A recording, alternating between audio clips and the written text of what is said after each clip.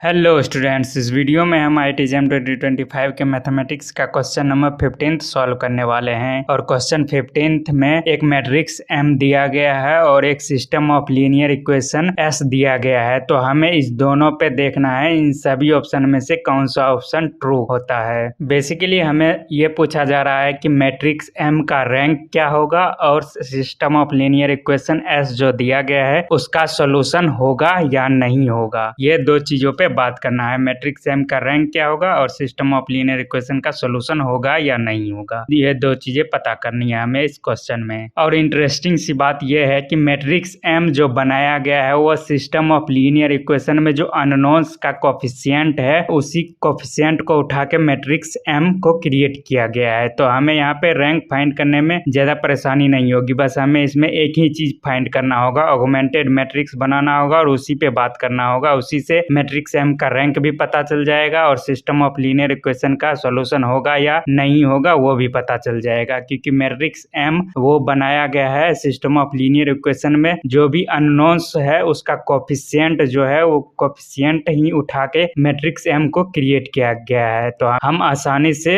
दोनों चीजों पे एक ही बार में बात कर सकते हैं। मैट्रिक्स M का रैंक भी निकाल सकते हैं और system of linear equation S का सॉल्यूशन होगा या नहीं होगा वो एक ही चीज से फाइंड कर सकते हैं। और वो सिस्टम ऑफ लीनियर इक्वेशन का ऑगमेंटेड मैट्रिक्स बनाएंगे, उसी से दोनों चीज पता चल जाएगा। मैट्रिक्स M का रैंक भी और सॉल्यूशन होगा या नहीं होगा system of linear equation S का, वो दोनों एक ही चीज से पता चल जाएगा। तो हम यहाँ पे सिस्टम ऑफ लीनियर इक्वेशन जो S दिया गया है उसका हम ऑगमेंटेड मैट्रिक्स बनाते हैं। जो मैट्रिक्स M है वही रहेगा, बस एक लास्ट का उसमें एक और कॉलम ऐड होगा। इक्वल्स टू के राइट साइड जो टर्म है कांस्टेंट टर्म 8, 16, 32 उस मैट्रिक्स M के लास्ट कॉलम में ऐड हो जाएगा, एक और कॉलम आ जाएगा उसमें। तो हम ऑगमेंटेड मैट्रिक्स लिखते हैं system of linear equations S का। तो इस तरह से आ गया सिस्टम ऑफ लीनियर इक्वेशन को हमने ऑगमेंटेड मैट्रिक्स में लिख लिया, लास्ट कॉलम एक और ऐड कर दिया। इक्वल्स टू के राइट साइड जो कांस्टेंट टर्म था 8, 16, 32 वो मैट्रिक्स M में लास्ट कॉलम में एक और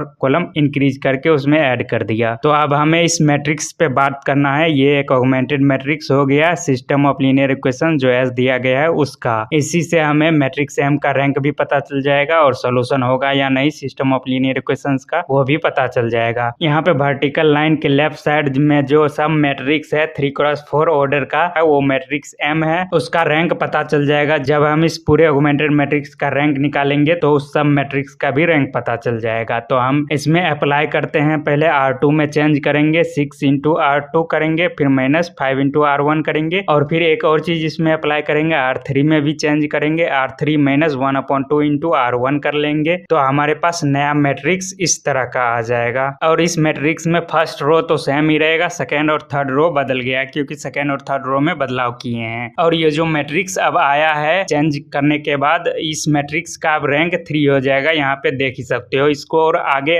चेंज करने की जरूरत नहीं है, यहीं से पता चल जाएगा इस मैट्रिक्स का रैंक 3 है क्योंकि इसमें तीनों रो जो है वो इंडिपेंडेंट है। तो इस मैट्रिक्स का रैंक 3 हो जाएगा। तो अभी हमारे पास ऑगमेंटेड मैट्रिक्स का रैंक पता चला है 3 है और हमारे पास सिस्टम ऑफ लीनियर इक्वेशन जो दिया गया था उसमें 3 इक्वेशन भी था और जो ऑगमेंटेड मैट्रिक्स आया है उसका रैंक भी 3 आ गया है। तो सिस्टम ऑफ जो लीनियर इक्वेशन दिया गया है S उसका सोल्यूशन होगा। और वर्टिकल लाइन के लेफ्ट में जो सब मैट्रिक्स है 3x4 ऑर्डर का उसका भी रैंक देख सकते हो, यहाँ पे 3 ही उसका भी रैंक होगा क्योंकि उसमें भी 3 ही इंडिपेंडेंट रोज हैं। और वर्टिकल लाइन के लेफ्ट में जो सब मैट्रिक्स है 3x4 ऑर्डर का वो मैट्रिक्स M ही है, तो उसका भी रैंक यहाँ पे पता चल गया है। एक ही बार में सॉल्यूशन भी पता चल गया और रैंक भी। तो मैट्रिक्स M का रैंक 3 है और सॉल्यूशन भी सिस्टम ऑफ लीनियर इक्वेशन का सॉल्यूशन भी है। बस हो गया सॉल्व ये question. System of linear equation का सॉल्यूशन नहीं किस केस में होता, जब इस मैट्रिक्स के लास्ट रो में जो 1 है उसके स्थान पे 0 आ जाता और 28 का 28 ही रहता, तब नो सॉल्यूशन आता। पर यहाँ पे रैंक 3 आ गया है, जितना इक्वेशंस था उतना ही रैंक आ गया है तो सॉल्यूशन होगा।